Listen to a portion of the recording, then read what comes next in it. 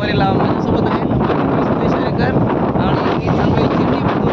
आपण पाहता निसर्गरम्य किनारा, समोर होत असलेला पूल आणि छान असं वातावरणात मी फिरत आहे एका जेटीतून, जिथून आता ही बागमांडल्यावरून चाललेली जेटी आणि पलीकडे वेशीमध्ये जाणार आहे. तर छान असा समुद्र सफारीचा आनंद घेत आपण पाहूया ही बोट कशी वर्क करते. आणि आमचे बंधू इथे सुदेश हरेकर छान अशी ड्रायव्हिंग करत आहेत, बघूया. आणि इथून जेटी किनाऱ्यावर सुटत आहे प्लॅटफॉर्म पाहत आहे की एक एवढी मोठी जेटी जी माणसांसोबत अशा बऱ्याचशा गाड्या एकाच वेळा कॅरी करते. बघा प्रियंका ही रत्नदुर्ग शिपिंगची बोट छान, ज्याला जेटी म्हटलं जातं. वादळ वारा पाऊस असू दे तरी छान अशी या समुद्राच्या अथांग लाटांमध्ये पोहत असते. बघा नुसती होत नाही तर इतक्या माणसांना आणि गाड्याने घेऊन जाते. तर आपण पाहूया निसर्गरम्य. आणि आपण पाहतात ही बाणकोटची खाडी इथे अरबी समुद्राला जाऊन मिळते. समोर आहे रत्नागिरी जिल्हा, त्याचा वेशवी, बाणकोट आणि वेळास्टोक. आणि ही आहे इकडची जी बाजू आहे ती रायगड जिल्हा.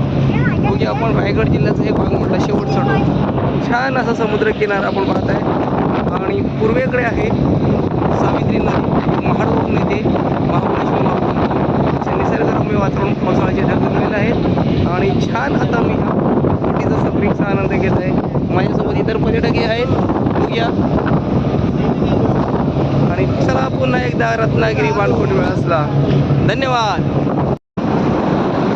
रत्नागिरी जिल्ह्यात वेशवीमध्ये आणि ह्या जेटी आपण बघत आहात. भरतीची वेळ आहे आणि समुद्र छान असं समुद्राला भरती आले बाणकोट आहे.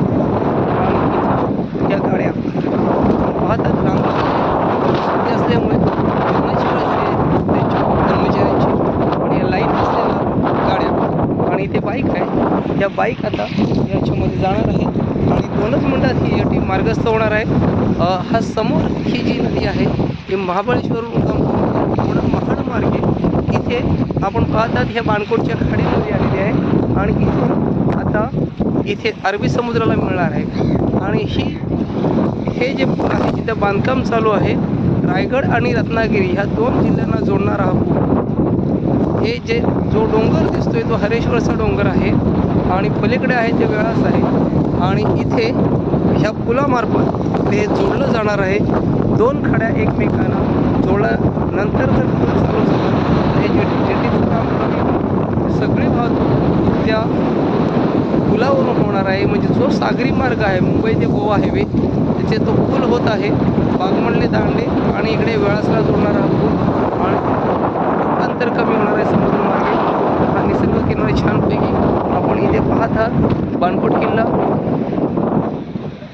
या डोंगरावर छान असा बाणकोट किल्ला आहे निसर्गरम्य वातावरणामध्ये. आणि तिथून संपूर्ण सागरी मार्गावर लक्ष ठेवून पलीकडे रायगड जिल्हा आणि हा रत्नागिरी जिल्हा यांना जोडणारी ही खाडी बाणकोटची खाडी म्हणून प्रसिद्ध आहे.